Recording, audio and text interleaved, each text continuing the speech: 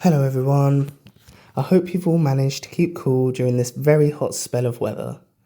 It's certainly been a warm few days, so please remember to drink plenty of water, keep out of midday sun where you can, and look after yourselves. We're now just 1 week away from our Christmas in July celebration, and I want to say a huge thank you to everyone who has donated raffle prizes, decorations and gifts, as well as everyone who's been helping behind the scenes. Your support really does make these events so special. I also wanted to share a lovely idea from one of our members regarding the Striders Walking Group that's taken place the day before our Christmas in July event.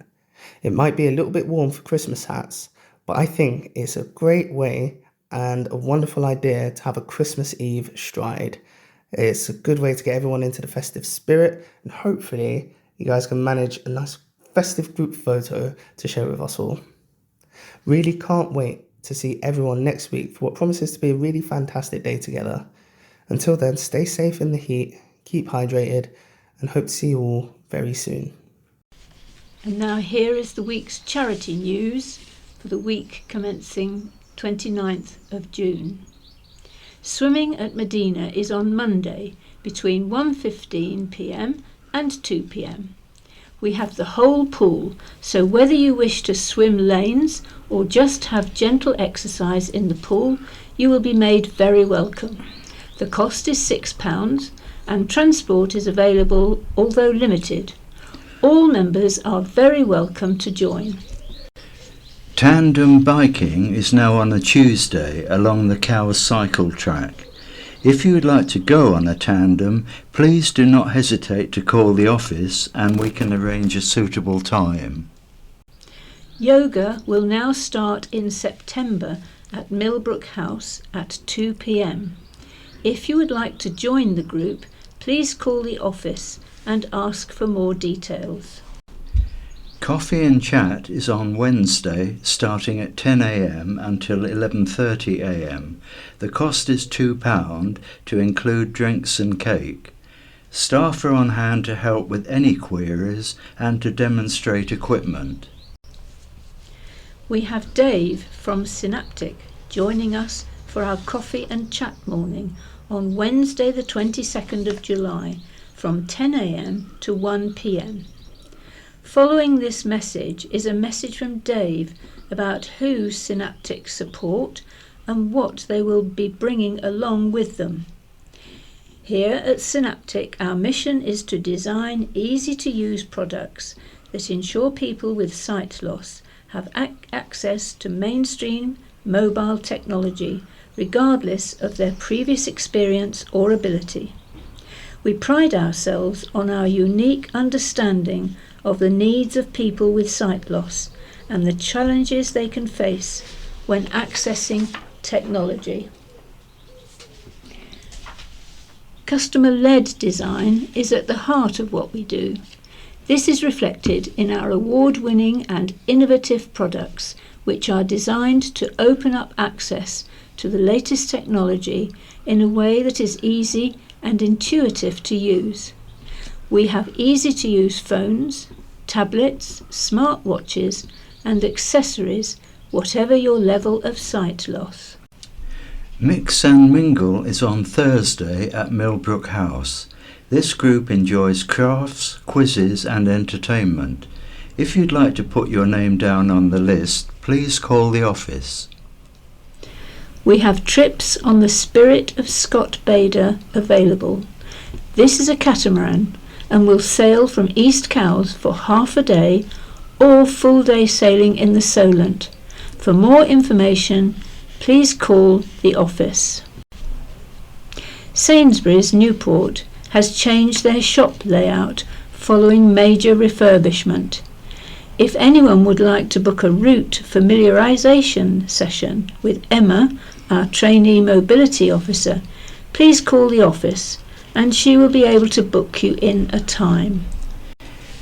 We are busy planning our Christmas in July event on the 4th of July. We are appealing for good bric-a-brac, tombola prizes, jigsaws, books, raffle prizes and any Christmas decorations. If you have any donations, please drop off at Millbrook House. or if you can't, please call the office and we can arrange collection. This is an urgent appeal to anyone who you may know that can drive our minibus. We are in desperate need for volunteers to drive it, especially on a Thursday afternoon.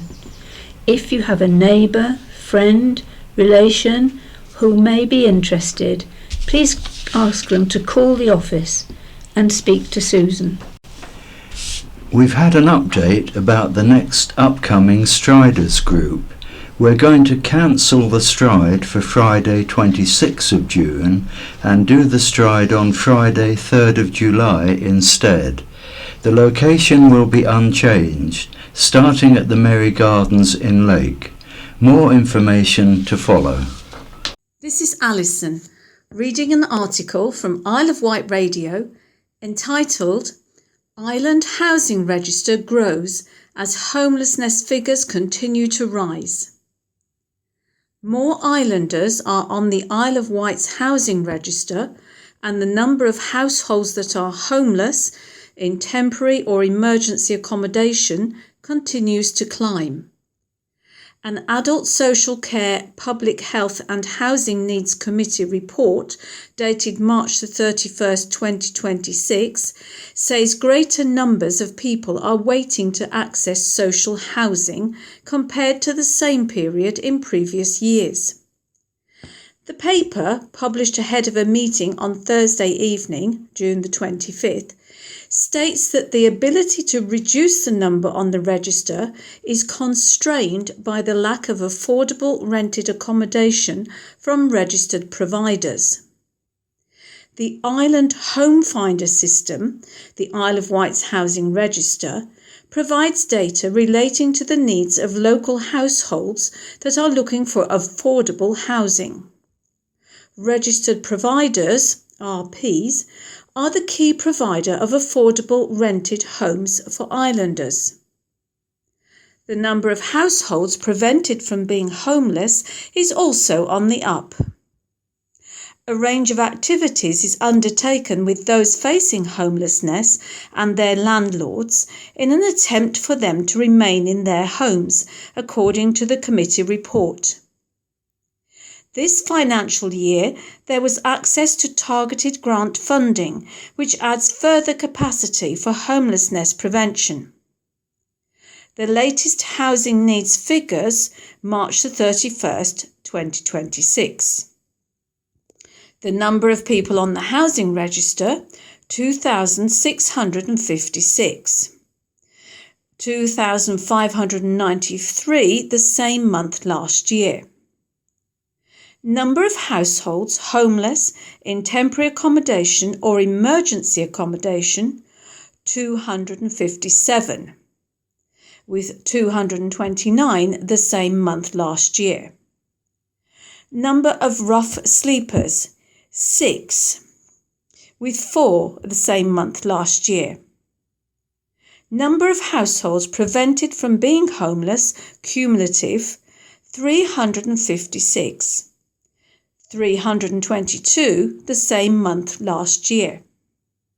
This is an article from the Island Echo, read by Terry.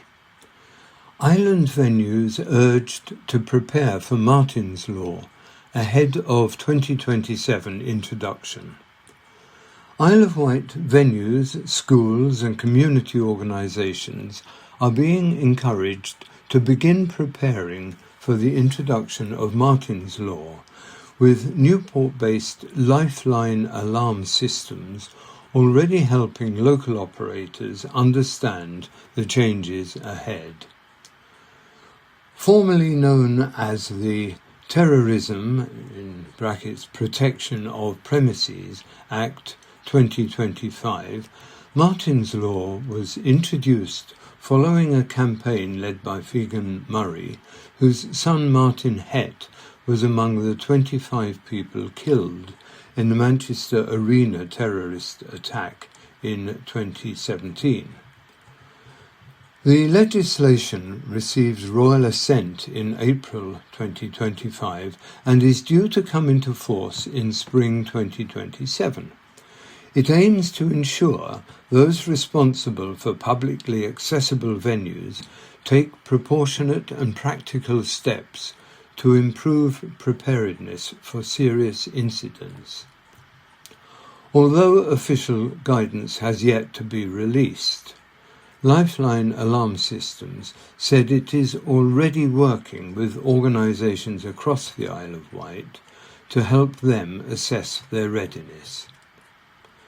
The Newport-based company also plans to host free events to help those affected understand their responsibilities and the steps required to comply with the new legislation. Under Martin's Law, venue operators will be expected to carry out structured risk assessments to identify threats and vulnerabilities, introducing appropriate measures to reduce risks. Staff and volunteers will also need to receive training to help them recognise potential threats and respond effectively. Many island venues are expected to fall within the standard tier category, which applies to publicly accessible premises with a capacity of between 200 and 799 people. This could include schools and colleges, theatres, community halls, places of worship, and sports and leisure facilities. Mark Lee, Managing Director of Lifeline Alarm Systems, has said, Martin's Law will transform how venues and organisations think about safety and represents the most significant change to venue and event security legislation in more than a generation, making it essential that they understand how it affects both planning and live operations. The legislation is expected to give authorities powers to monitor compliance with enforcement measures including compliance notices, monetary penalties and restriction notices where standards are not met. Mark adds, at Lifeline, our aim is simple. We want every venue across the Isle of Wight to be safer for the public to enjoy.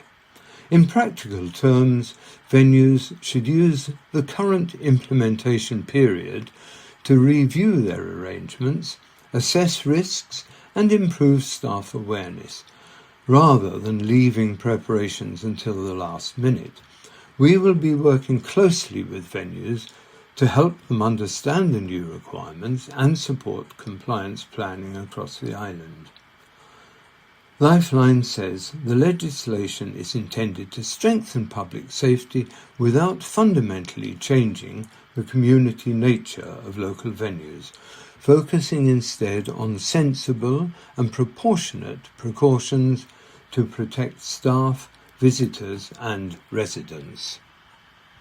Hello, this is an article from the Island Echo read by Sue. 39.3 degrees Celsius recorded on the Isle of Wight during intense Wednesday heatwave.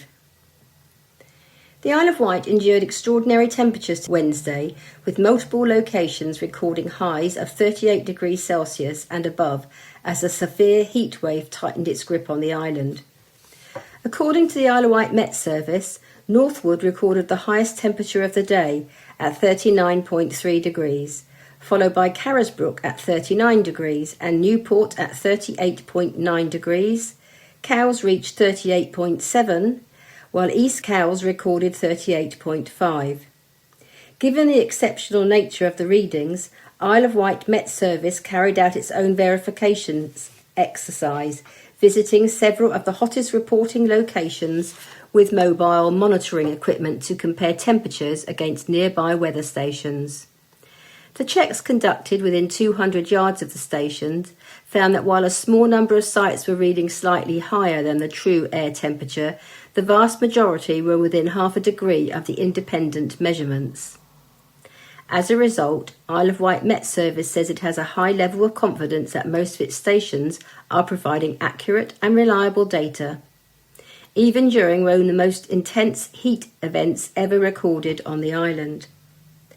The final temperature map, which combines weather stations observations with field measurements, shows numerous clusters of temperatures reaching 38 degrees Celsius and 39 degrees Celsius across central and northern parts of the Isle of Wight. The close groupings of these readings further strengthens confidence that the extreme temperature recorded were genuine. The figures come as a Met Office red heat health alert remains in force across the Isle of Wight until Friday evening, with concerns growing over the impact of prolonged heat wave. The extreme conditions have already prompted the closure of Carisbrooke College and Medina College, with pupils set to learn remotely.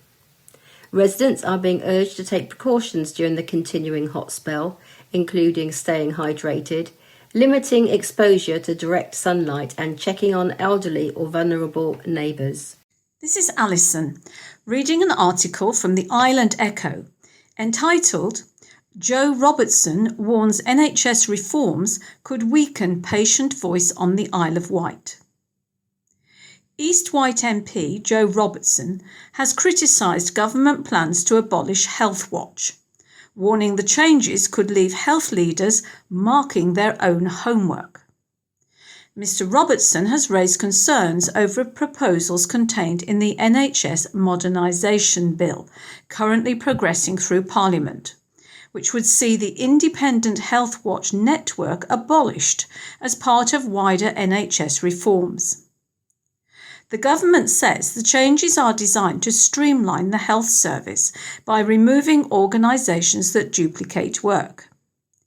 Under the plans, responsibilities currently carried out by Health Watch would be taken on by Integrated Care Boards, or ICBs. Health Watch was established in 2012 to gather patient feedback and represent the views of service users, particularly when concerns are raised about healthcare provision. There are 153 local branches across England, including Health Watch Isle of Wight.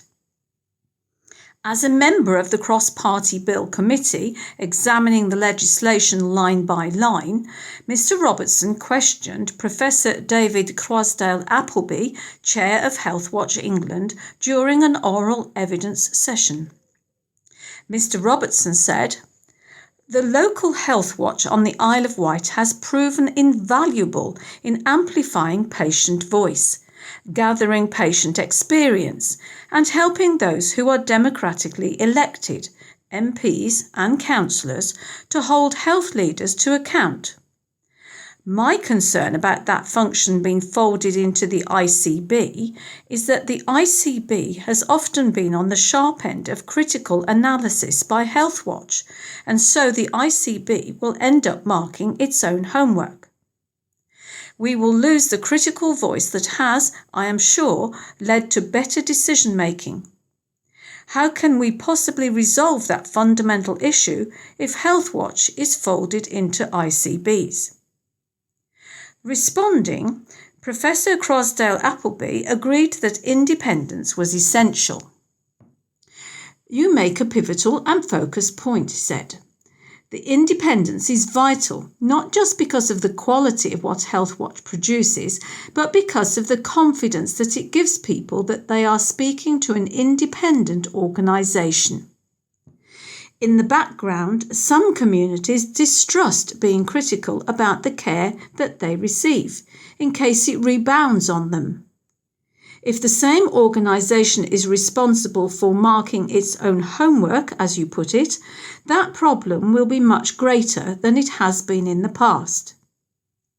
Following the session, Mr Robertson said he remained sceptical that the Hampshire and Isle of Wight Integrated Care Board could provide the same level of independent scrutiny as a dedicated island health watch body. He added, "I am deeply sceptical of the idea that Hampshire and Isle of Wight ICB can give the same independent weight to patient voices on the island as a dedicated Isle of Wight Health Watch, especially when that patient voice is critical of the ICB itself. Let us not forget it is the same ICB that proposed to defund Mountbatten Hospice, which Healthwatch were instrumental in stopping by providing reliable, independent evidence. This is an article from Isle of Wight Radio, read by Terry. Brading Roman Villa uncovers, in inverted commas, hidden stories with a £10,000 heritage grant. Brading Roman Villa is set to explore untold stories from its past after securing £10,000 in funding for a new community heritage project. The money, awarded through Creative Island, the Hampshire and Isle of Wight Community Foundation and the National Lottery Heritage Fund, will support uncovering hidden stories of Brading Roman Villa. The project will focus on collecting oral histories from local people who have been involved in archaeological work at the site during the 21st century, preserving their memories for future generations. These recordings will form part of a new exhibition, which will be shared both digitally and at the museum itself. Alongside the oral history archive, the project will include hands-on workshops, giving young people the chance to try non-invasive archaeological techniques, as well as creative sessions led by artist Lucy Bell. Families will also be able to take part in a Festival of Archaeology event, while schools across the island will benefit from educational resources developed in partnership with the Isle of Wight Music Hub. The project is being led by Alfie Murray, who recently completed a heritage placement at the villa, with support from Heritage and Education Officer Sarah Girling and oral historian Lisa Curley. Ms. Girling said the funding will help the team uncover and preserve stories that have not previously been fully explored, while creating new opportunities for the community to engage with local heritage. The project will run from June 2026 through to May 2027, with public activities starting this summer as part of the Festival of Archaeology. Hello, this is an article from the Isle of Wight Radio, read by Sue. Record spike in lithium-ion battery fires across Hampshire and the Isle of Wight. Fire crews across Hampshire and the Isle of Wight have reported a record number of lithium-ion battery fires in May, marking the highest monthly total ever recorded as incidents continue to rise sharply. The Hampshire and Isle of Wight Fire and Rescue Services says the increase reflects a growing trend in battery-related fires, with incidents rising from just 1 in 2019 to around 40 a year by 2024. And now reaching double figures in a single month. Household devices including strimmers, drills, power banks, e-scooters and e-bikes have all been linked to recent blazes, with incidents reported from Cowes and Eastleigh to Southampton, Portsmouth and Gosport. In Cowes, 2 sheds were destroyed and another badly damaged after a strimmer battery was left charging unattended. In Gosport, firefighters were called after a drill battery exploded during use inside a home. Other incidents include overheated power banks causing fires, multiple e-scooter and e-bike blazes and a serious Southampton incident where 3 tons of waste had to be removed onto the street to fully extinguish a battery fire. HIWFRS Assistant Director for Community Safety, James Lucy, warned that lithium-ion batteries can ignite quickly if damaged, poorly made or used incorrectly. He urged residents to only buy products from reputable retailers, use the correct charger, avoid leaving devices charging unattended or overnight, and ensure items are safely disposed of when no longer needed. Fire safety advice also includes checking for warning signs such as hot plugs, scorch marks, or flickering lights, and ensuring electrical items meet the UKCA or CE certificate standards.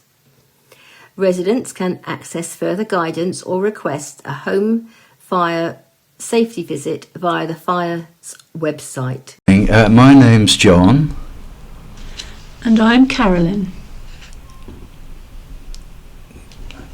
Now we have the news items. New M&S advert showcasing Isle of Wight tomatoes.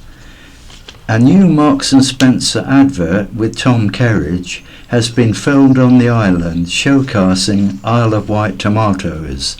The advert, airing this month, features the TV chef visiting the Arreton Valley as part of the retailer's Farm to Foodhall campaign. Tom notes the island's microclimate and extra daylight hours, which he labels a tomato paradise, and showcases the company's harvest to order model. The company has supplied M&S with tomatoes for over 2 decades. He appears alongside Isle of Wight Tomatoes Managing Director Paul Thomas. Paul said, "Our roots go back to a single tomato stall in Borough Market, and while we've grown significantly since then, our core mission has never changed, to make people fall in love with real fresh flavour. Growing an exceptional tomato is an obsession with quality, which is why we trial up to 100 global varieties each year. Working alongside M&S for 2 decades has given us the platform to bring these discoveries, like this year's exclusive marble tomato, straight from our vines to shelves for customers at peak freshness. The campaign spans TV, in-store, online and social media, and features Tom Kerridge visiting different suppliers across the United Kingdom." Customers flock to brand new duck-themed store. A bright idea hatched on a winter city break to Amsterdam has turned into a Shanklin business that is already going swimmingly. Melanie Cates, who spent more than 20 years in the classroom, has opened Quackers in Shanklin Old Village, a family-run shop dedicated entirely to ducks. After many years at Haylands Primary School, Mel decided it was time to try something different. We went to Amsterdam in mid-January and was looking in the duck shops around there and thought, actually, this could work as a little shop in Shanklin, she said. When we started looking into it, we discovered there's lots of collectible ducks available. It turns out the idea was anything but a wild goose chase for Mel, as she is best known. Run with the help from her daughter Emily, who is studying for a master's in anthropology at Durham University, the shop has quickly gained in popularity. The name ducks have been really popular, Mel explained. I just thought it would be something really fun and quirky, something different for down in the old village. From movie-inspired Tubbs ducks, including Star Wars and Ghostbusters characters, to bud ducks in designs from donuts to cowboys. The shelves are packed. There are even celebrity ducks such as Bohemian Quacksadie and Jumping Quack Splash. It is not just rubber ducks making a splash. The duck shops across Europe tend to do rubber ducks, but don't do the plush ducks, which have been a real draw, Mel said. Collectors have flocked in. We've had so many local people come to us who are collectors, Mel adds. It's been crazy. She explained a couple from Ventnor have visited every Sunday since the shop opened at May half-term to add a duck to their collection. When I told everyone I knew I was going to open up a duck shop, they said to me that I was mad. Just ducks? Yeah, I said. Mel laughs. But the gamble appears to be playing off. I think it's the funness of it and the appeal ducks have to all ages, she said. For infectiously cheerful Mel, she has one simple aim other than making a success out of quackers. The main thing is that it brings a smile to people's faces and makes them happy. Family's desperate £41,000 plea to bring Mum home by John Marino. A family faces an eye-watering £41,600 bill to bring a seriously ill mum home after she was airlifted from her dream Mediterranean cruise and left fighting for her life abroad. Christine O'Sullivan of Coronation Gardens, Shanklin, was enjoying a long-awaited trip aboard the Marella Discovery with her husband Mick when she was suddenly taken ill. On May 31st, she was airlifted from the cruise ship to hospital on the Greek island of Rhodes after she suffered a perforated colon and severe peritonitis. She underwent emergency surgery and nearly died. More than 3 weeks on, Christine, 71, remains in intensive care, sedated and on a ventilator, with her family only allowed to visit for half an hour each day. Her daughter, Victoria Evans, who has travelled to Rhodes to support her and Mick, said the ordeal has been one of the hardest things I've ever had to do. Victoria said her father had already spent 3 weeks at his wife's bedside at every opportunity. She said, "This battle isn't just mine. I can't believe how he survived this. He has shown great resilience and strength." Despite taking out £2,500 worth of travel insurance and declaring all of her medical conditions, the family says the insurer has refused to cover the cost of bringing Christine home. Victoria said, "We are in a desperate situation. The only way to bring her home is through medical repatriation. Mum is an amazing woman who needs to be with the family that loves her. A medical flight with the specialist care Christine needs is estimated to cost £41,600, far beyond what the family can afford. In a bid to raise at least half the amount of funds, loved ones have launched a GoFundMe appeal. Its organiser, Laura Baxter, said the holiday had been a long-held dream of Christine's. After years of illness, she finally felt well enough to do something she'd long dreamed of. A cruise, a moment of joy after so much hardship, she said. She did everything right. She paid a significant premium for comprehensive travel insurance and declared every one of her medical conditions. Now the family says they are hitting dead ends as they seek help. If she's ever done you a kindness, I'm not asking, I'm begging you, Victoria said in an emotional video appeal posted on Facebook this week. Please go on the GoFundMe page, only if it's a £1 donation, she said.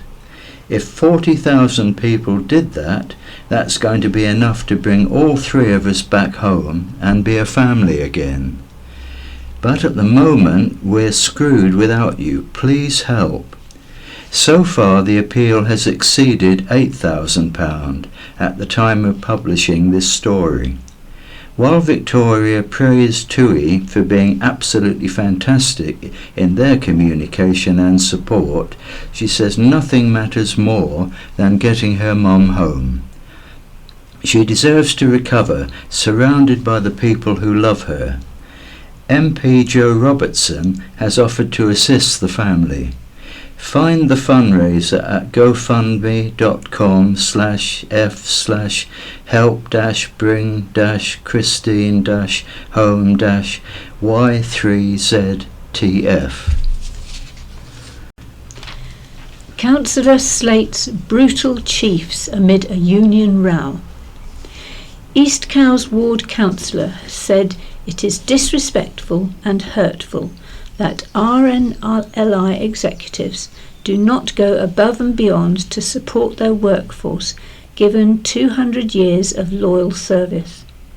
In scathing criticisms of the charity's management amid threatened strike action by around 50 workers at the East Cowes RNLI Inshore Lifeboat Centre, Carl Love accused bosses of obstruction as they abandoned the island. Last Tuesday, June the 16th, Unite said staff at the boat building base are strike balloting after the RNLI refused to recognise the union. Ross Barraclough, RNLI Chief Engineer and Technical Director, said that while the charity is disappointed to hear of the plans to ballot for strike action, the well-being of its employees has been at the heart of its approach from the very beginning. The RNLI last month confirmed it would close the ILC in East Cowes by 2028, moving production to a site in Poole.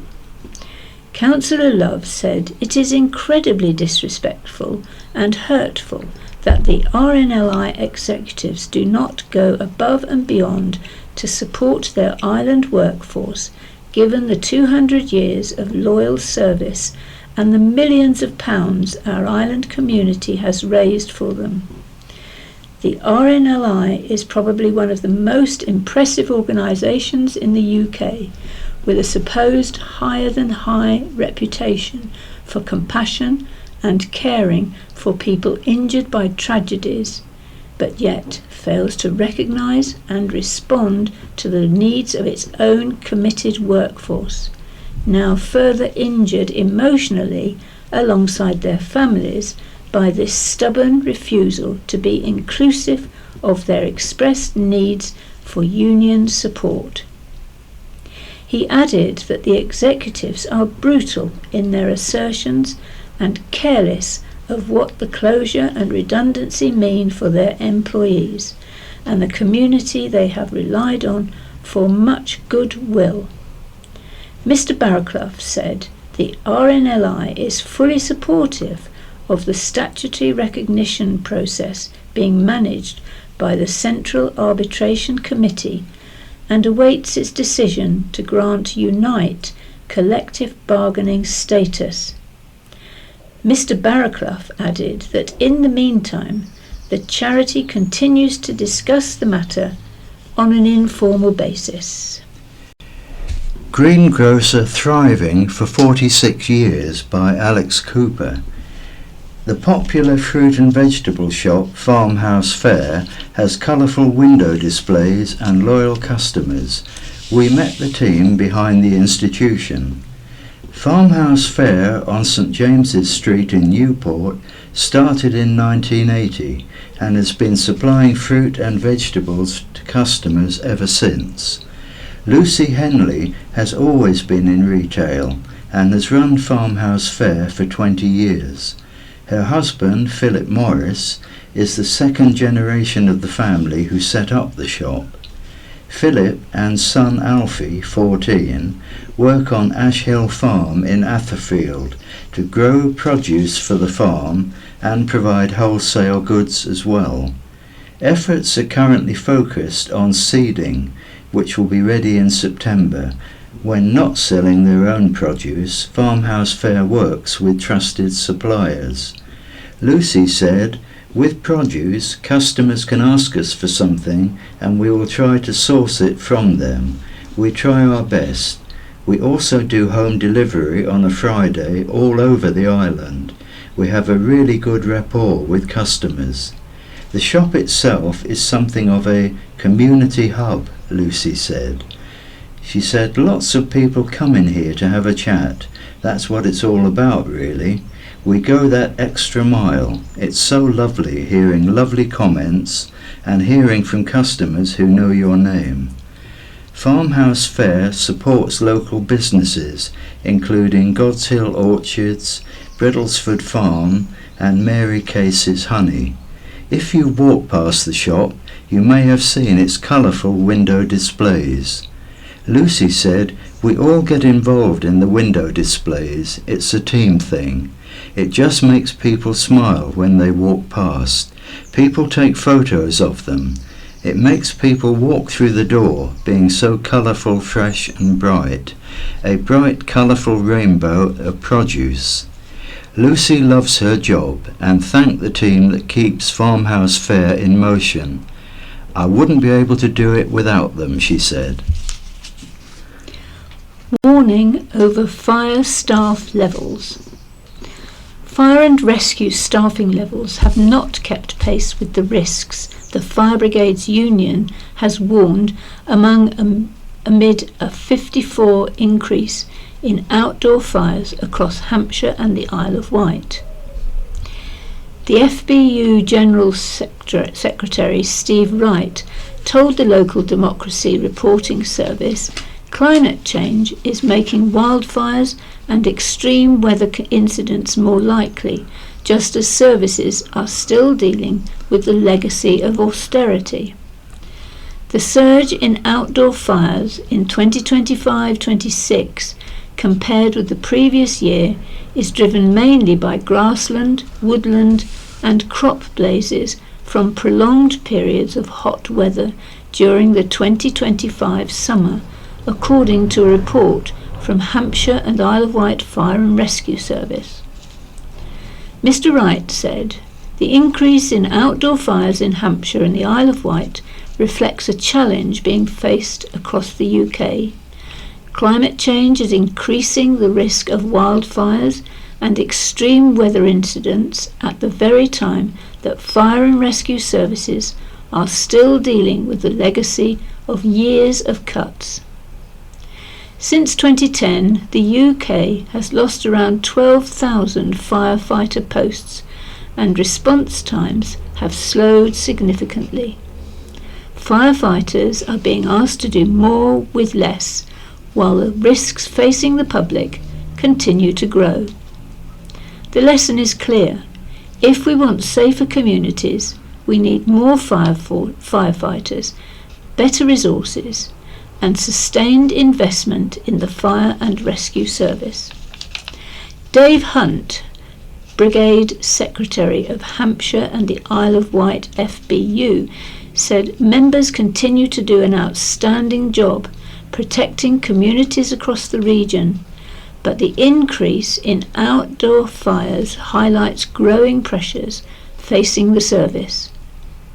He told the LDRS firefighters are responding to more complex incidents and increasingly challenging weather conditions, yet staffing levels have not kept pace with the risks.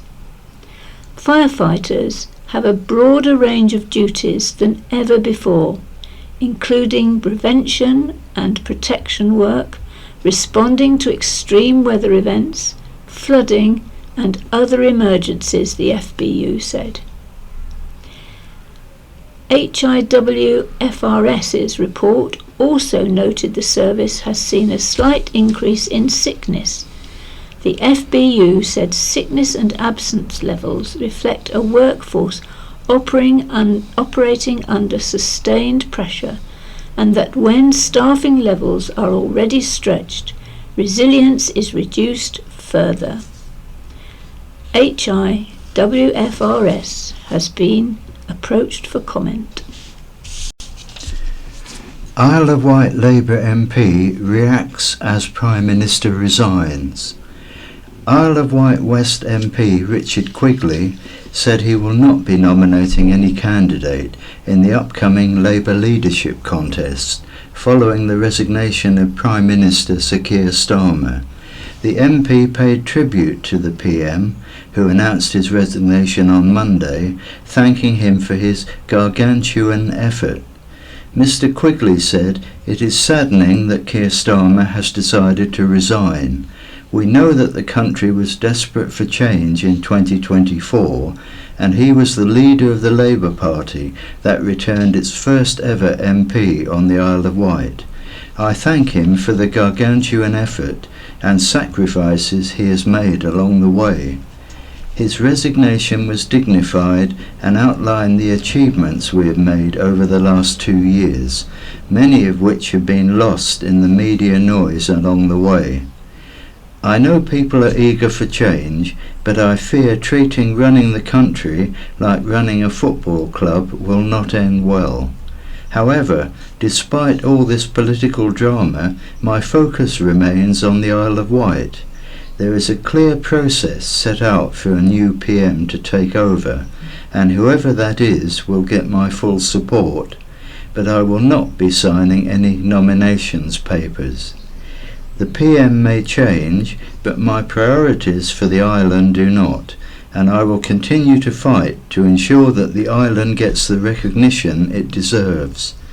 Richard Quigley has consistently backed the Prime Minister amid speculation and said he was the right person to lead us in 2029 last month, following the 2026 local elections.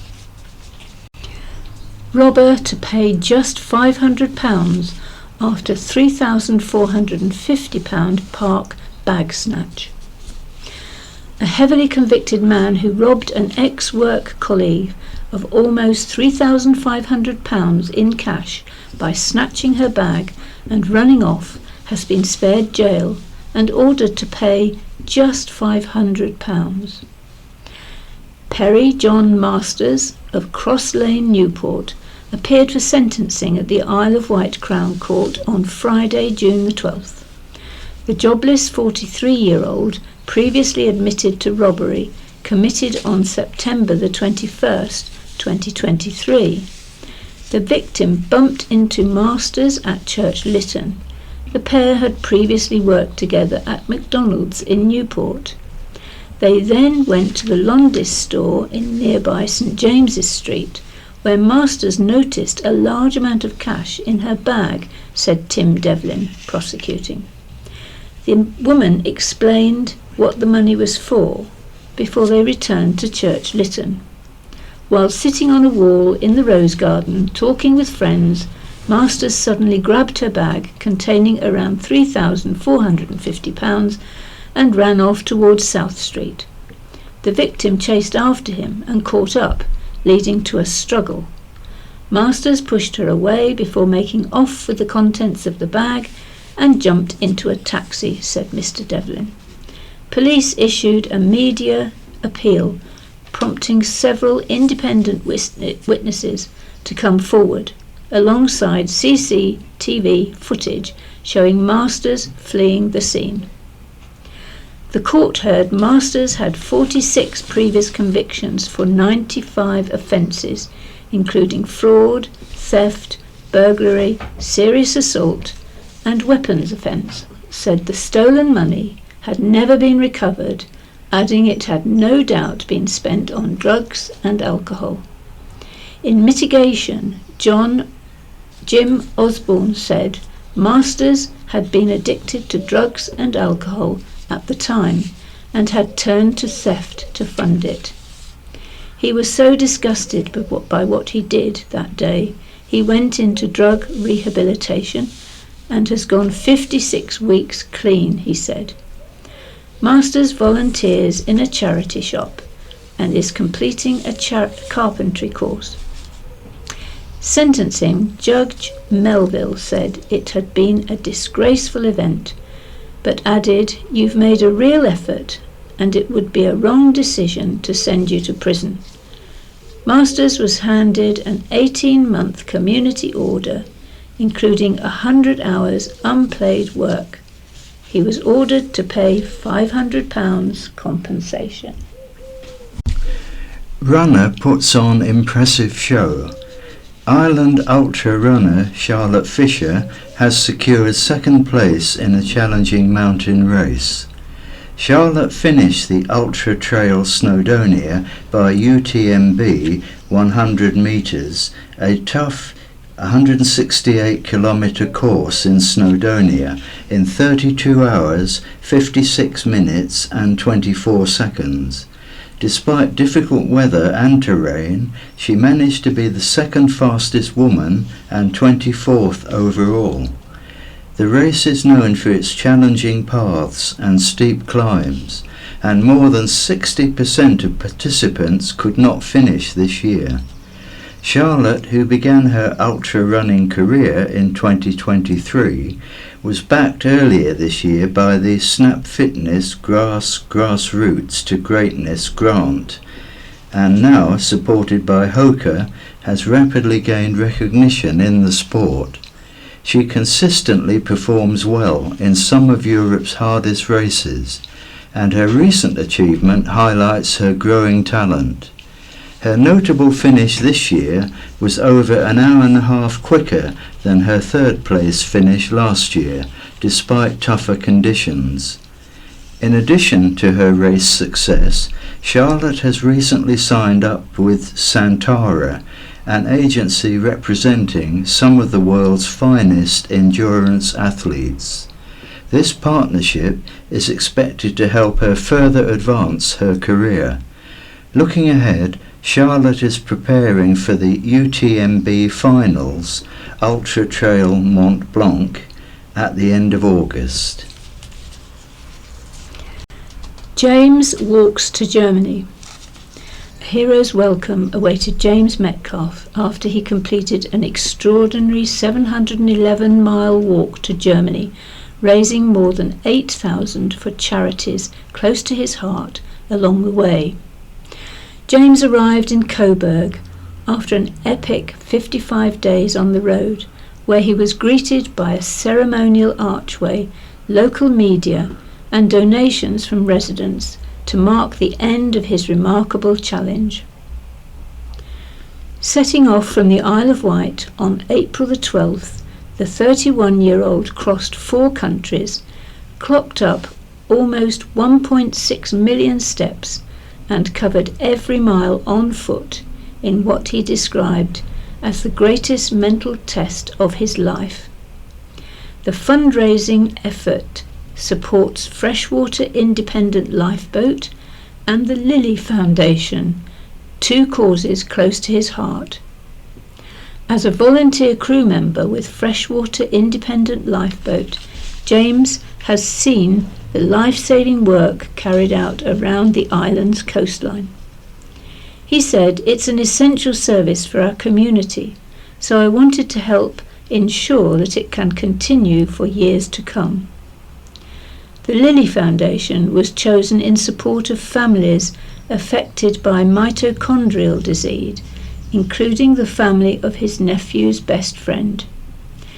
James said, "Seeing the impact that condition can have on a child and their family really brings home just how important the charity's work is. I wanted to do something meaningful to help raise awareness and support." The challenge became a shared effort with more than 30 friends, family members and supporters joining him along the route, taking the combined distance to over 1,000 miles.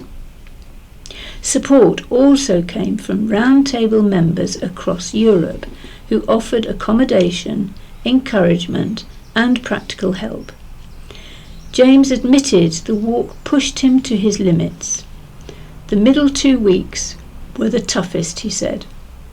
"The weather was poor, I was far from home, and the finish, and mentally it was incredibly demanding.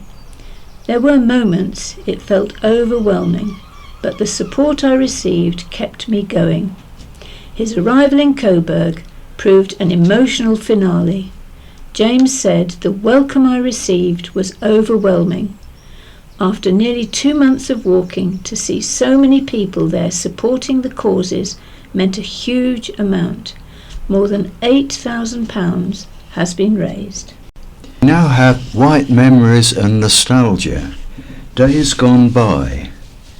The county press has been bringing the news to islanders since 1884. We've delved into the archives. 125 years ago, in June 1901, an officer and gunner at Freshwater Redoubt died instantly, and 3 other men were mortally wounded when a gun exploded. Concern was raised at the New Church School Board, after some pupils were awarded prizes for 100% attendance when they had not earned it.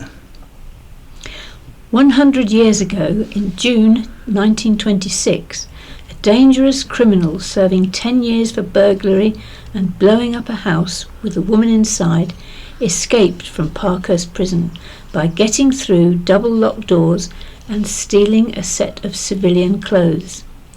Cecil Davidson, 41, had been imprisoned for 2.5 years previously, was free for a day before he was recaptured. The Bishop of Winchester paid a fine flying visit to the island and preached to a large congregation at St James's Church, East Cowes. 75 years ago, in June 1951, the island's largest private residence, Appledorcombe House in Wroxall, was in the process of being handed over to the nation for preservation. Described as one of the most beautiful Palladian mansions in the country, the war-damaged house had 52 rooms, 365 windows and 7 staircases. Film and radio star Petula Clark missed the royal premiere of her latest film, The Lavender Hill Mob, to pop into downtown Ryde, where she opened a garden fete. The star said she was pleased to leave the smoke of London for the fresh air of the island. And eccentric sailing pioneer Uffa Fox returned to Cowes for the launch of the Flying 35. The displacement of the new boat was about half that of a normal cruiser and was expected to sail at 20 knots. 50 years ago, in June 1926, the Isle of Wight Council reversed its decision to increase the speed limit on a stretch of Staplers Road, Newport. The council had decided to increase the speed limit to 40 miles an hour from 30 miles an hour, but backtracked after hearing objections from head teachers. A carpet was stolen from the south chancel of Godsill Parish Church after a locked door was forced. The vicar was on holiday when the theft happened. And another item relating to Uffa Fox. Famous Uffa Fox boat in Royal Yacht Exhibition by John Marino. A prestigious new exhibition celebrating Cowes' rich maritime heritage and royal connections is set to open in the town this summer, featuring an Uffa Fox boat that was once the world's most photographed. Sailing through royal history, presented by the Royal Yacht Britannia Trust, will bring the story of the Royal Yacht Britannia back to Cowes for the first time in nearly 3 decades, marking a landmark moment in the bicentenary year of Cowes Week. Hosted at the historic Commodore's House, once the workshop of legendary island yacht designer Uffa Fox, the exhibition highlights the deep ties between the island, the royal family, and one of Britain's most influential figures in yacht design. At the heart of the display will be Cowslip, one of the most celebrated flying 15 keel boats ever built, moored at Commodore's House and reconnecting it with the place where it first made history. Designed and built in Cowes by Uffa Fox, the vessel was gifted to Queen Elizabeth and Prince Philip in 1947 as a wedding gift from the local community.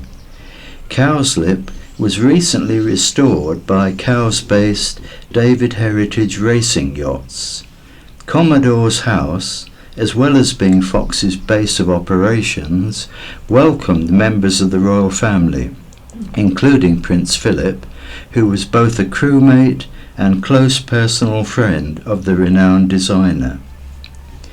Running from July 31st to August 29th, the exhibition coincides with a series of major sailing events, including the Cowes Week Bicentenary Regatta and the prestigious Dragon class competitions, the Edinburgh Cup and the Marblehead Trophy. Visitors can explore the exhibition through photography, film, and immersive virtual and augmented reality experiences, bringing to life Uffa Fox's innovations, Britannia's enduring presence at Cowes Week, and the wider story of royal sailing. Alongside the exhibition, a series of specially commissioned panels will be installed on the parade, charting the legacy of racing royals, including Edward VII, George V and Prince Philip. Chief Executive of the Royal Yacht Britannia Trust, Frank Bruyere, said the exhibition marked a proud first for the organisation and a fitting tribute to Cowes' global standing in sailing during this milestone year. The evolution of furniture reproduction. The history of antique-style reproduction furniture reflects interior fashions, consumer demand, and evolving manufacturing technology.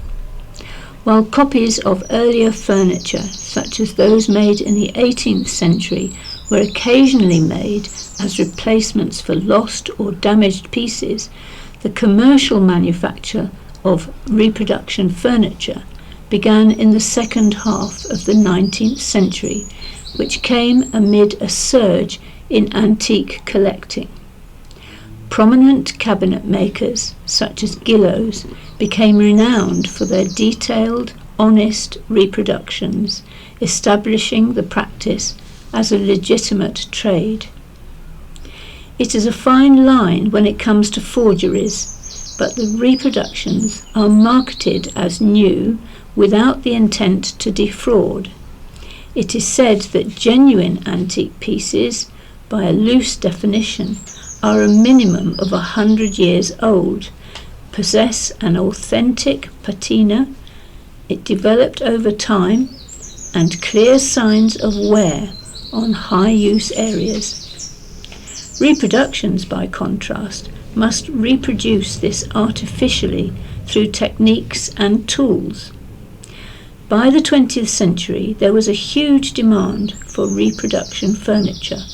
One of the biggest attractions is the cost difference.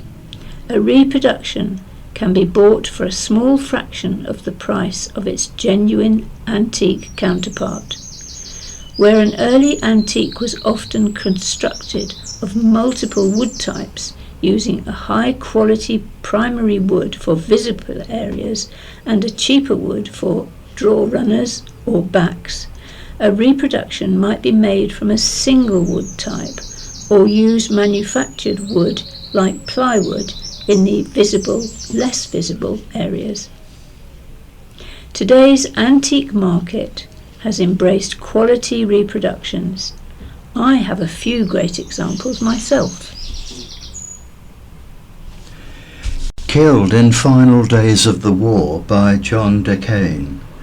On April the 5th, 1945, the Second World War was drawing to its final days, yet the skies over Europe remained a place of constant danger and sudden death.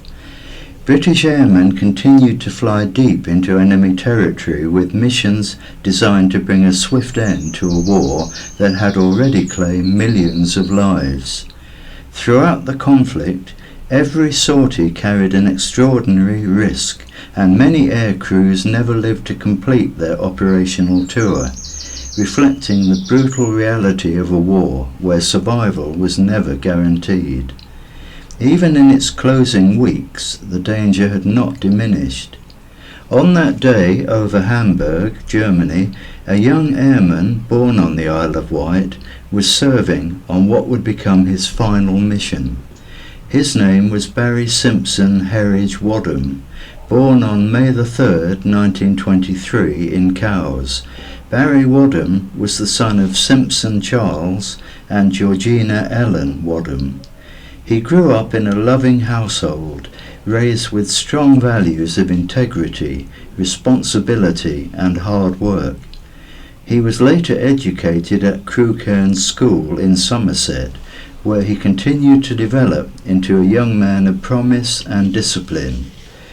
As war swept across the globe, Barry made a life-altering decision.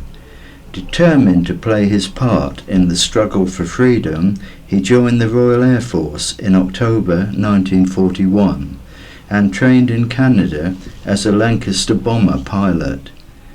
He later became a proud member of No. 7 Squadron RAF, and his path would ultimately lead him to the skies over Europe, where every mission demanded unwavering courage.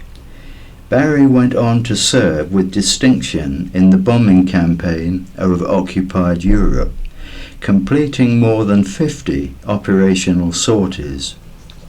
Time and again he flew into the heart of enemy territory, facing flak, searchlights and night fighters, demonstrating remarkable resilience and perseverance in the face of unrelenting peril.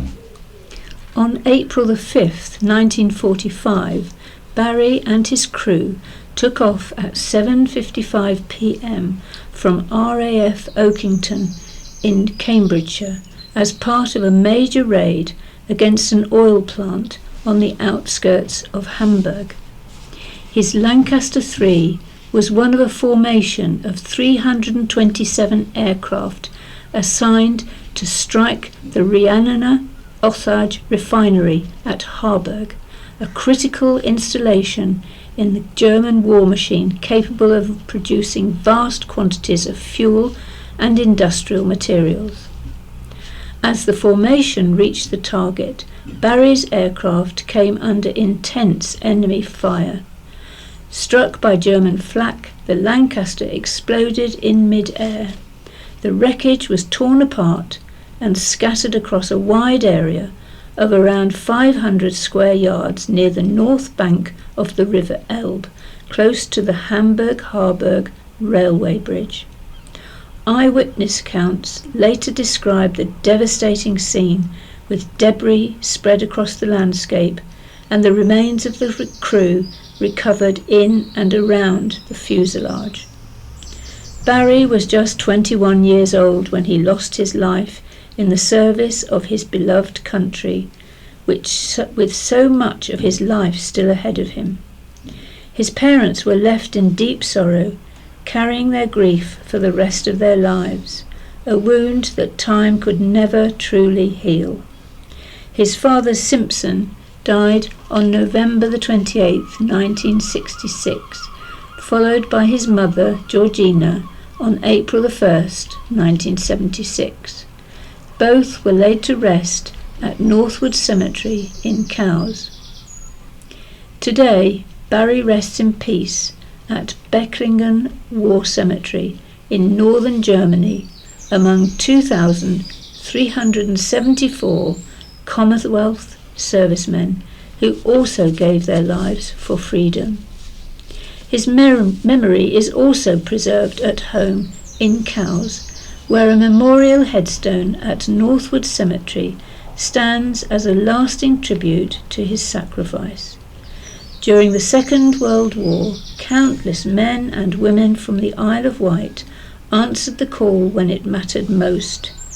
Their legacy endures in the world they helped shape, in the quiet beauty of ordinary moments, families gathered together, the glory of a sunrise marking a new day, and the freedom to speak, love, and live without fear.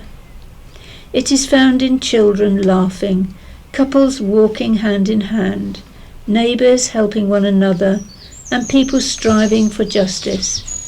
Their sacrifice calls us to live fully and with purpose, knowing that every step we take toward a better world is one they dreamed of, but never lived to see.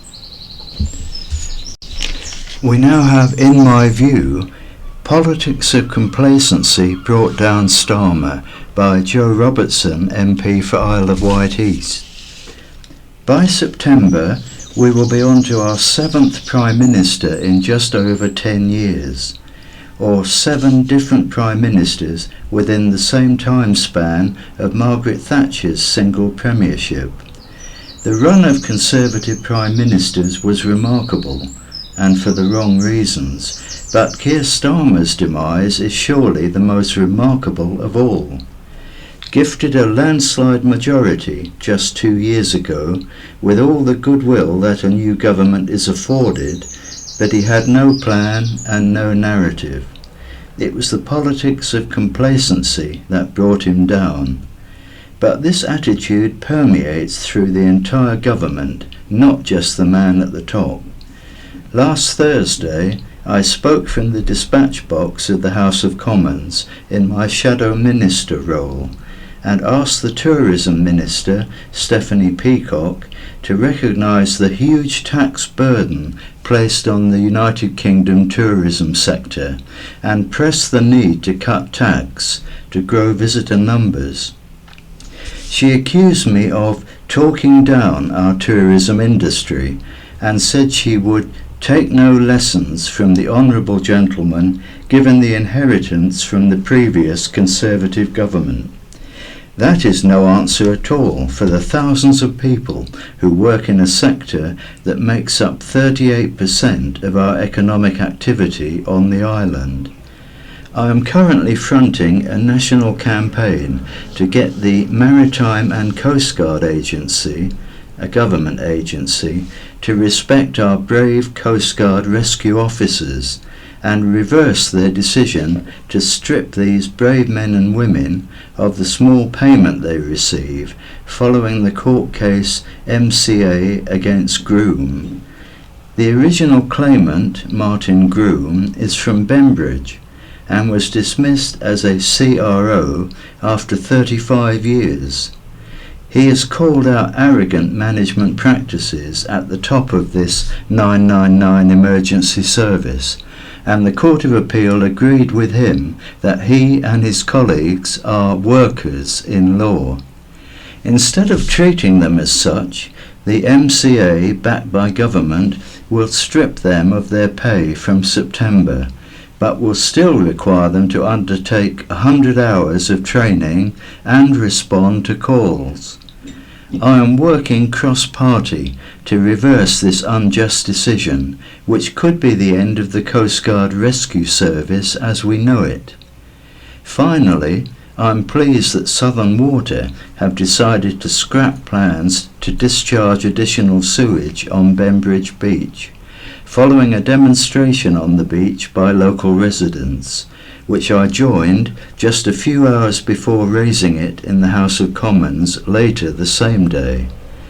The boss of Southern Water then met with me and acknowledged that the plan should not have been put forward and a storage solution will be found. I intend to use this as a beginning of much better engagement from Southern Water with the island, so that the promised investment is actually delivered and we see a dramatic reduction in sewage spills far in advance of statutory deadlines. There is no reason why the island cannot lead the way. Frontman talks about first ever Isle of Wight festival gig.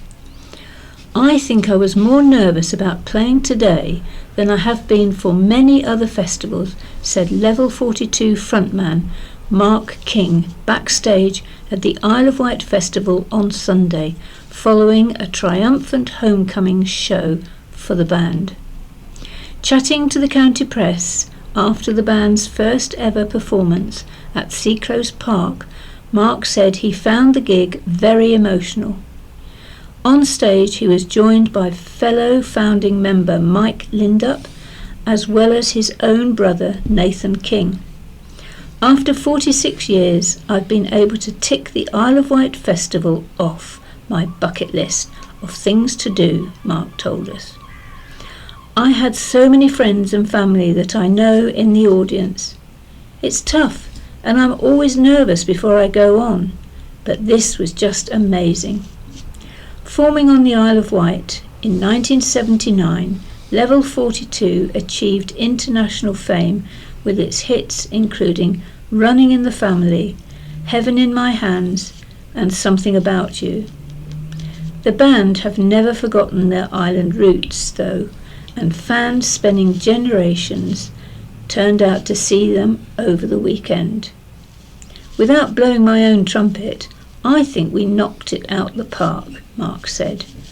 One significant concert in Level 42's history was at La Babaloo nightclub in Ryde, which could be found where McDonald's is now. The story is that we sort of got signed there, Mark revealed. It was really more about the fact that the record company sent a talent guide to come and look. From then on, Level 42 put the Isle of Wight on the music map, touring the world and performing at major venues, including Glastonbury and Wembley. Proving songwriting is truly running in the family, Mark's daughter Marlee released her own EP earlier this year. Recorded in Mark's garden studio at his home on the island, Marlee revealed exclusively to the county press she produced, mastered and mixed A Girl Wanting. Marlee's the new generation, Mark said. I'm just sort of seeing my time out till I don't wake up one morning, he jokingly added.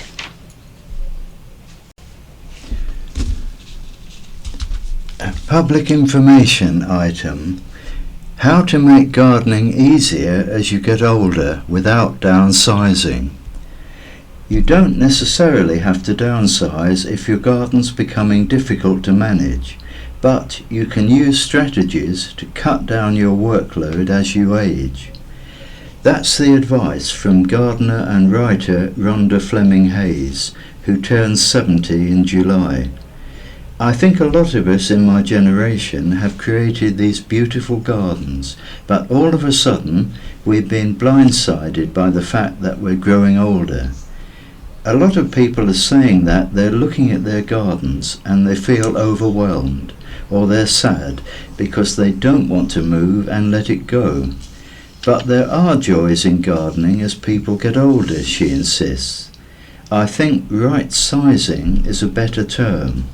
It's a matter of maybe not just reducing the size of the garden, but reducing the scope of the work, and there are lots of strategies for that. She offers some tips on how to right size without having to move. If you have a big garden, you could break it down into zones according to the amount of maintenance that needs to be done, she suggests. Once you grow older, bring all that intense cultivation closer to the house. Bring your containers close to the house. Do your most intense, probably more fun gardening near the house, which is going to reduce the number of trips. A lot of people I know are now reducing the number of perennials they have, because that requires deadheading, dividing and cutting back, and are introducing more shrubs into that area. Breeders have responded to people growing in smaller spaces. Hydrangeas, viburnums, physocarpus, 9-bark, potentillas and dwarf evergreens will give you texture, foliage, flower and fruit, she says. Use lightweight containers instead of big, heavy glazed pots as you get older, she advises. Choose long-handled tools rather than having to get down on your hands and knees, and try to avoid heavy, petrol-operated tools, switching them for lightweight, battery-powered tools, which are rechargeable. I have a little cordless trimmer that I shape my evergreens with. Get lighter weight, more ergonomic tools like trowels that have the curved handle that keeps your hand in a neutral position. A lot of injuries are repetitive strain, so if you can get a tool that will not strain your wrist, that's always a win.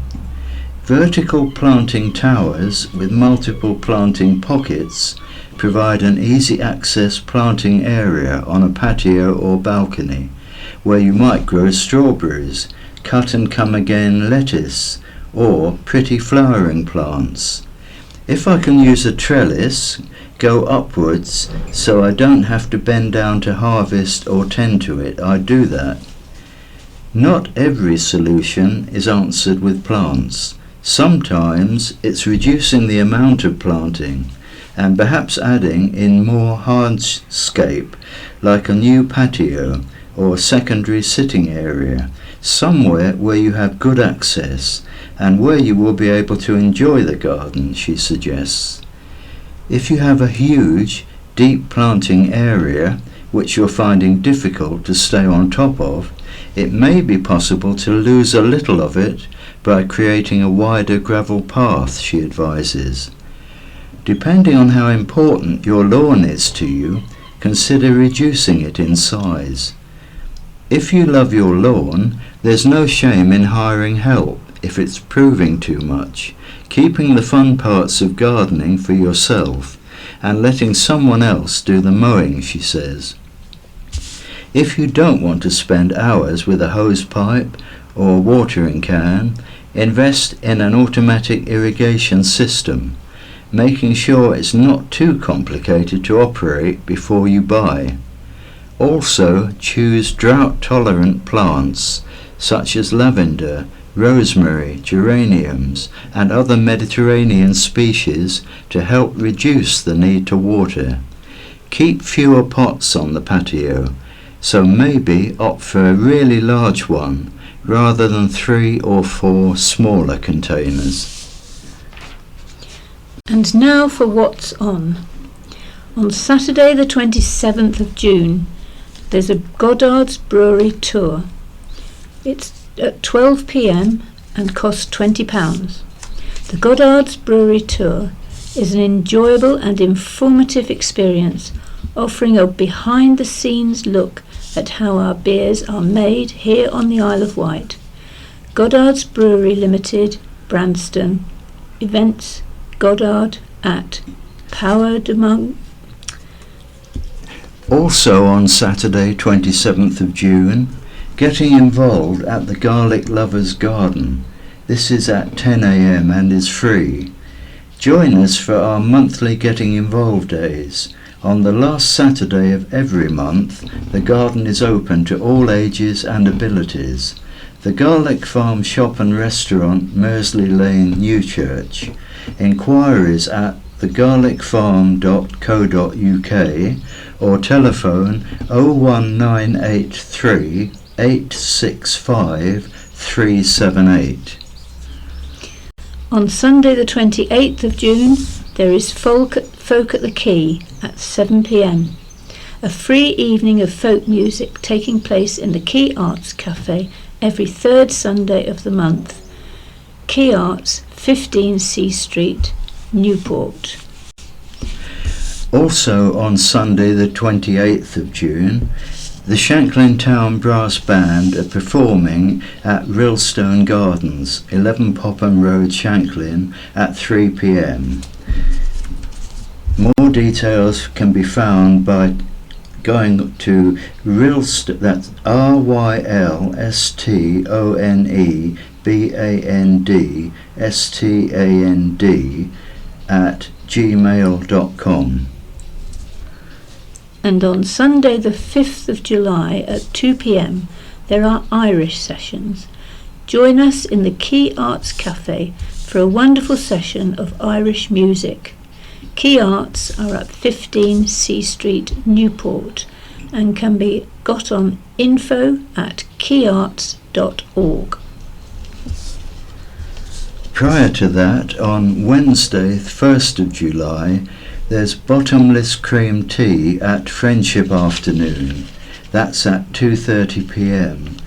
Friendship Afternoon Tea is at the Portland Inn, Gurnard, Portland, 2 Worsley Road, Cowes.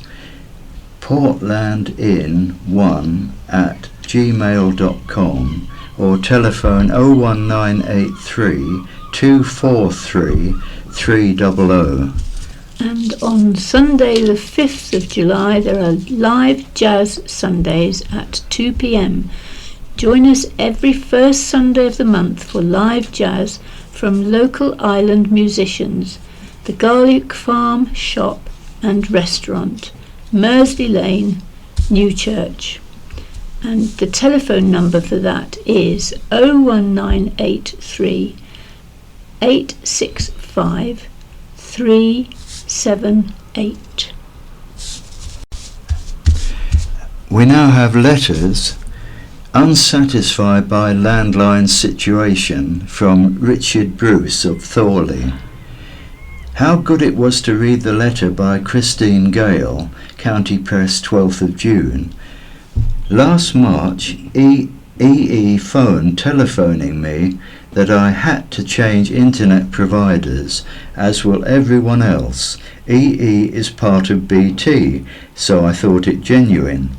Having previously voiced serious concerns about the abandonment of a perfectly reliable phone service, I did not wish to change. We cannot get full fibre broadband here. I was assured that everything would be the same and I would keep the landline for £40 a month. To my surprise, a new modem arrived and the landline stopped working. It actually costs nearly £50 a month, with £3 plus VAT for the disconnected phone line. I had to rewire phones into the new modem. Some emergency analogue phones are unusable. I'm not happy. Even changing providers retains digital voice. Skype calls were free. Problems began with people saying they'd tried to phone but I hadn't answered. The phones recorded no missed calls. EE initially said there was nothing wrong but reset the modem and instructed me to reset it regularly, quote, to clear the data, unquote. Missing emails followed, even from EE itself, wrongly classified as spam. Their software even blocked government and post office websites as potentially dangerous. A standard letter apologising for being unable to fix the problem and recommended the communications ombudsman. It was a waste of time. The conclusion was that EE do not have to provide a reliable service because it is in the small print. I never saw a written contract. And now a letter entitled Stop the Sewage by Paul White of Sandown. As I write, we have had a recent discharge of sewerage at Cowes. The routine discharge of raw sewerage must stop.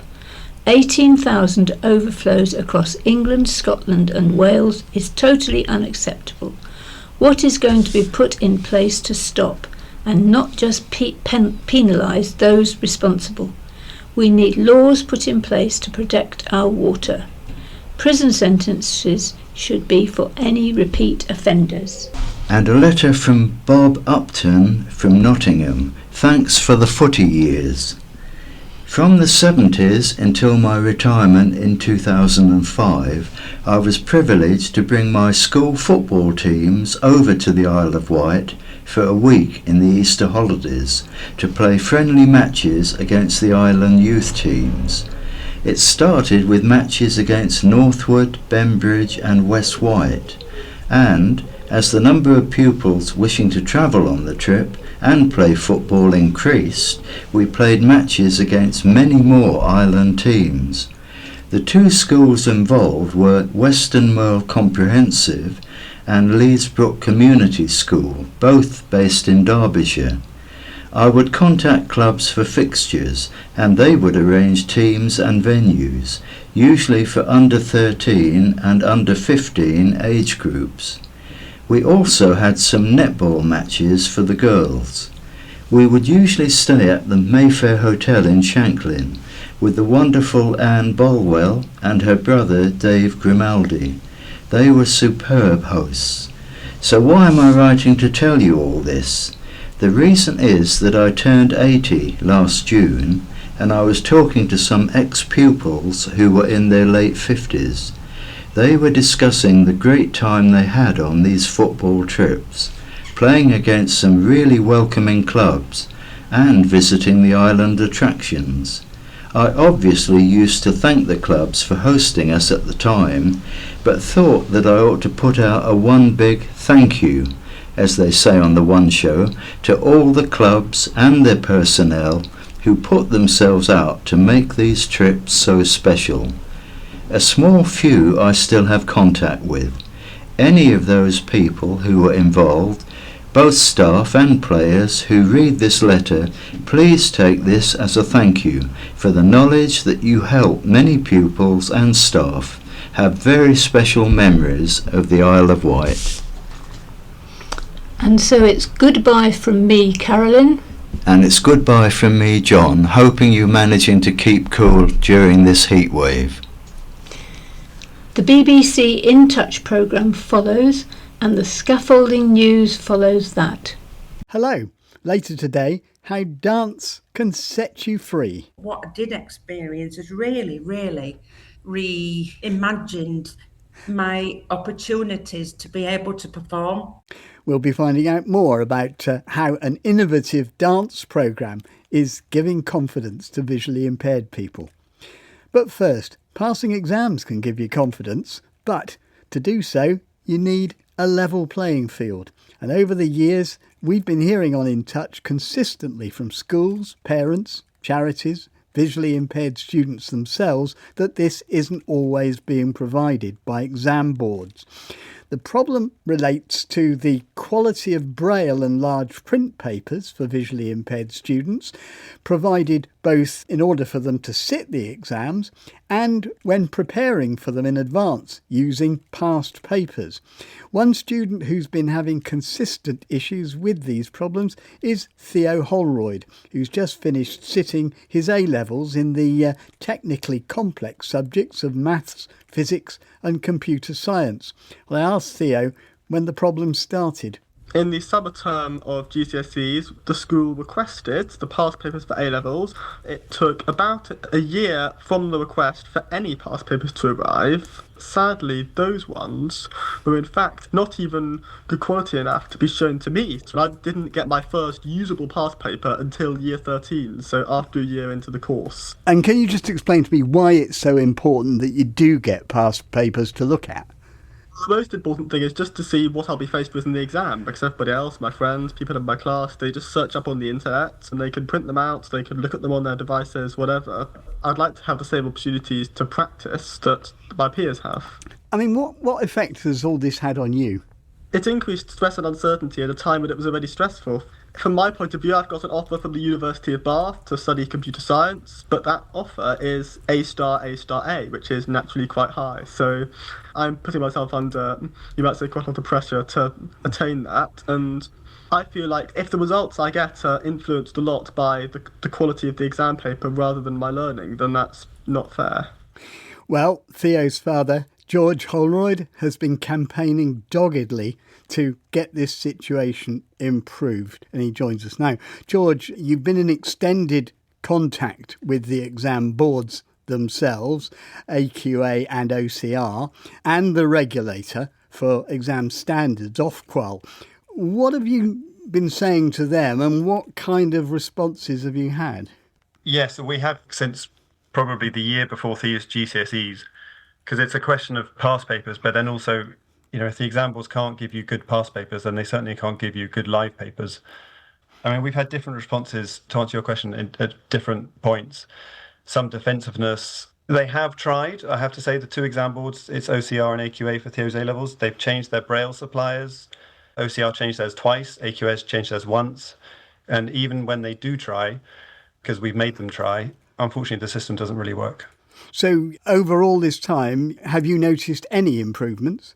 Yes, with huge thanks to Theo's school and also his QTVI, you know, we've been really scrutinising every single past paper and they have improved. Like Theo said in a clip, you know, the first ones that arrived were totally unusable, the wrong braille codes, everything. I mean, just hopeless. And then by the time we got sort of 18 months later, they were usable, but some questions were impossible.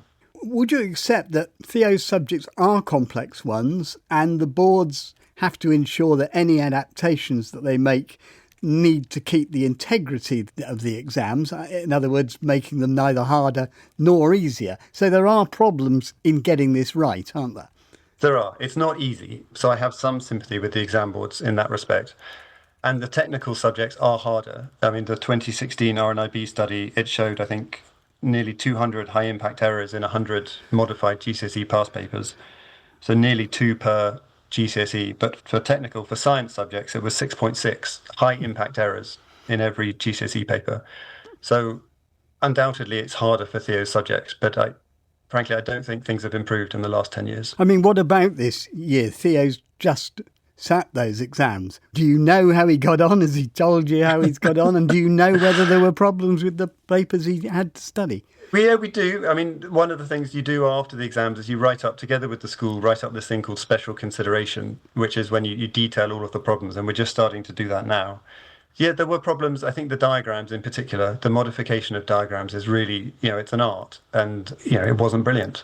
Right. We'll come back to you, George. But as we've made clear, this is by no means an isolated experience. Suzanne Hollinshead's son Zach attends New College, Worcester, where similar problems had been experienced by pupils sitting A-levels and GCSEs. Zach is now 17, so he took his GCSEs last year.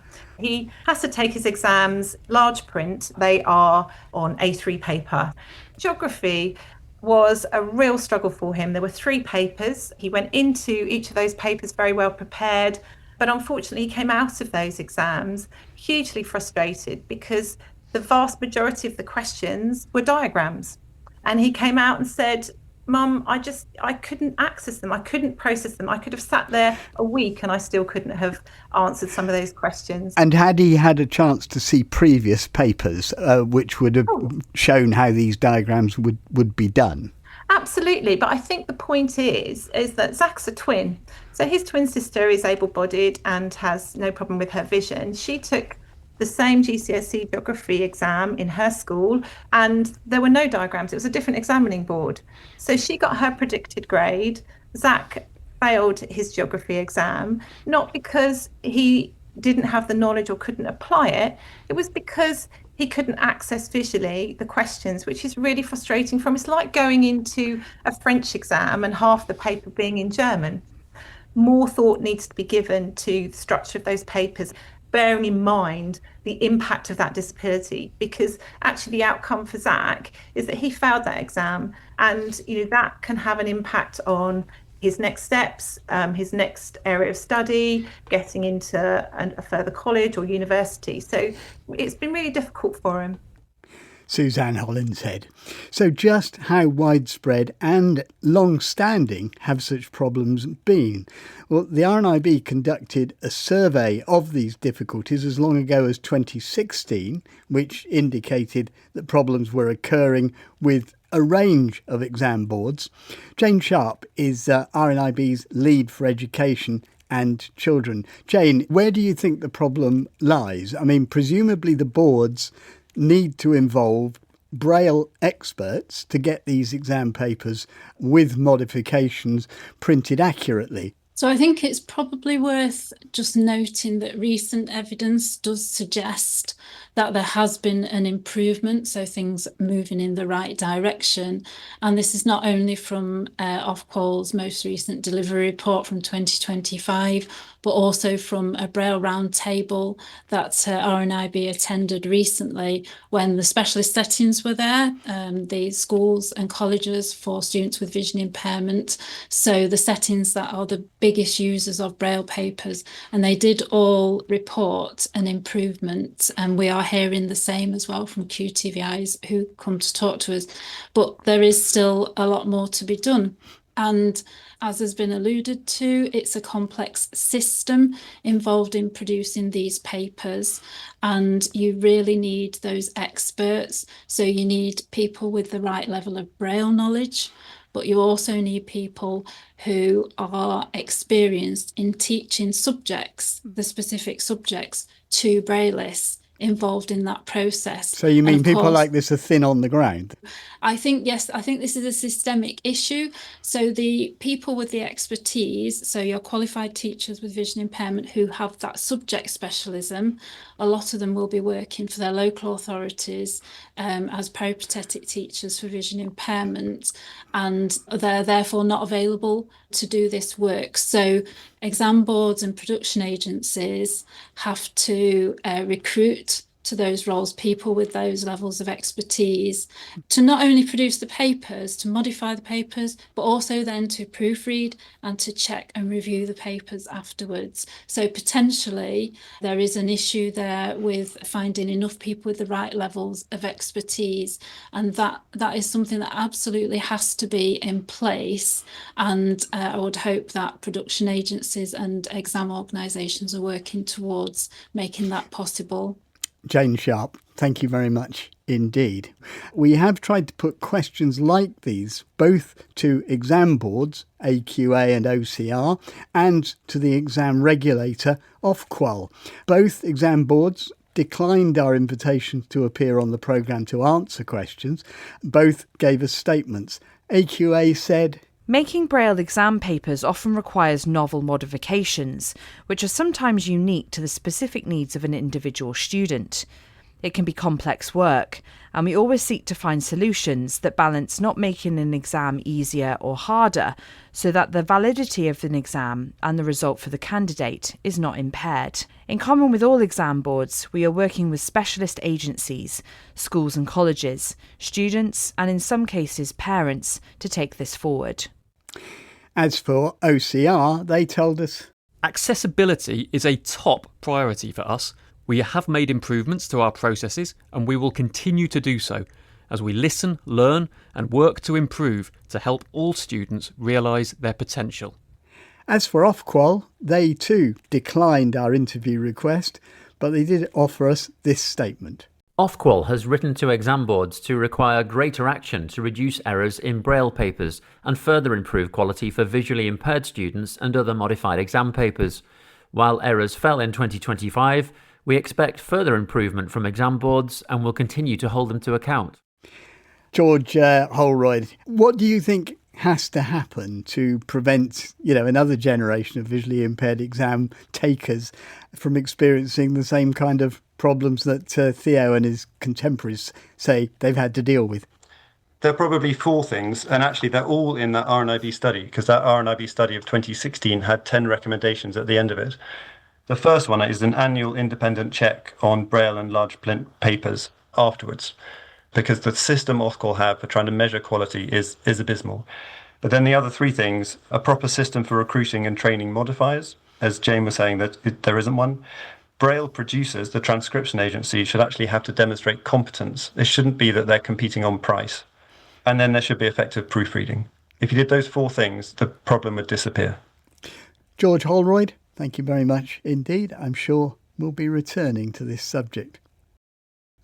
Now, Fireflies at Dawn is the intriguing title of a piece of contemporary dance theatre taking place at Leeds Playhouse over the next couple of nights, Wednesday and Thursday. Even more intriguing is that it's described as a journey of discovery where emotions take flight and senses awaken to the soft rustle of wings. Well, for In Touch, the significance is that it explores, through dance, the experience of visual impairment, and that some of the cast are themselves visually impaired. Well, I need a better explanation than the one I've just given you, so who better to ask than Sandrine Mona, who not only directed the piece, but who's also holding a series of dance sessions for visually impaired people in Leeds and Bradford. So, Sandrine, first of all, Fireflies at Dawn, what will people who go to the performance see and experience? So, Fireflies at Dawn, first of all, it has been co-created with blind and visually impaired people. So I've spent a lot of time within the blind and visually impaired community, delivering dance workshop and collecting stories and talking about living experience. And I used all the stories and kind of merged them together to create the show. So it's really a show that is coming from the blind and visually impaired experience. it also relates to a sense of humanity and the fear of darkness and the fear of the unknown and the fear of making mistakes or not being fully understood. And presumably quite a lot of the people who come to your sessions originally, they don't necessarily have much experience of dance, or not this kind of dance anyway. Absolutely. Most people who started the workshops had never danced before, and definitely not contemporary dance. So I lead most of the sessions through my voice and a bit through touch, because I kind of invite the participants to actually close their eyes. So to level the playing field, instead of trying to see with the bit of sight they might have, I'm just like, let's just all close our eyes, and through my voice, I'm just guiding them into movement. Right. Well, one of those visually impaired people who've become involved and enthused is Helen Davies. I mean, first of all, how did you find out about this? What made you join in? I was contacted by one of the rehabilitation officers at the local authority in Bradford, and he sent me a flyer about attending a workshop for blind people to dance. So I thought, oh, glory, it's going to be line dancing or something. I really had no idea what I was going to experience, but what I did experience is really reimagined my opportunities to be able to perform. Through losing sight and being registered blind in 2001, the opportunities are very limited. And how would you describe the piece from your point of view? It's fairly autobiographical, because in the research and development weeks, we were talking about things that really matter and things that we do experience every day. And there are 3 or 4 scenes that I'm in, and they're really powerful because they talk about and they show the difficulties of living in a sighted world. And at the back of my mind, it's full of fear, full of anxiety, full of embarrassment because I get things wrong. I make mistakes. Right from the start, we were very conscious to embed the audio experience of what was happening. This time we're more fortunate that both of the performances on the 24th and the 25th of June this week at Leeds Playhouse are fully audio described. I wanted to ask Sandrine about that as well. Just explain a bit more about the role of audio description, because you're using it conventionally, but also it's integrated into the piece, isn't it? So yeah, when we created the show, we wanted to really embed it within the creative world of the piece. So sometimes it's a dialogue between performers, sometimes it's a voiceover, sometimes it's poetry, sometimes it's whispering in the music. And then we work with wearable technology that is called Ecom, that is a little sensor that the performers are wearing. And as they move, we input different kind of sounds, and the sound changes depending on how they move. So if they move quickly, if they tilt, if they rotate, it distorts the sound and it makes the sound reflect the kind of movement and the kind of atmosphere that is happening on stage. I'm just wondering, Helen, you've said how kind of freeing it's been, but what do you think it'll be like doing it in front of an audience? To me, Peter, it's a massive opportunity and a responsibility. It's so important to me that the piece is portrayed with truth and honesty and hope. There's so much hope in it.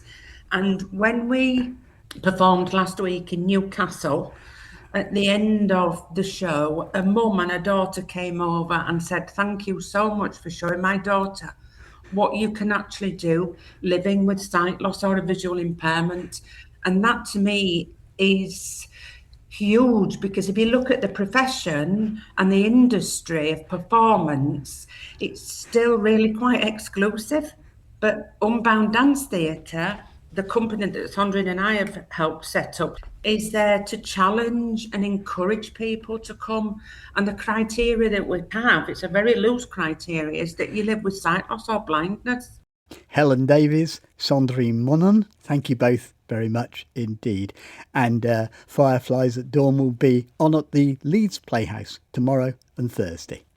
And that's it for today. Remember, we welcome your comments, your queries, your suggestions, experiences. Email in touch at bbc.co.uk, or you can leave voice messages on 0161 836 1338. From me, Peter White, and producer Beth Hemmings, goodbye. Scaffolding and Skips News, week commencing 29th of July. Newport area, 62 St James Street. Roach Pittis, 60 to 66 Lugley Street. 12 St James Street. 34 Upper James Street. And 31 Orchard Street. And in the Ryde area, 141 High Street, the Heron Union Street, 77 George Street, Morrison's Daily Union Street, 53 Union Street, 5 Union Street, and NatWest Bank. And in the Cowes and East Cowes area, 29 Cross Street, the Parade Public Toilets, Bath Road, RMU, Courtbridge Road, and 36 Sun Hill. In the Ventnor area, Ventnor Youth Centre, Victoria Street, Rose Inn, Pier Street. And Sandown area, Napoleon's Landing, and 27 High Street. There are none in the Yarmouth area. And Alverstone area, Alverstone Farmhouse, Main Road. In Brading, Old Town Hall, High Street. And in Seaview, opposite the Seaview Beach Shop.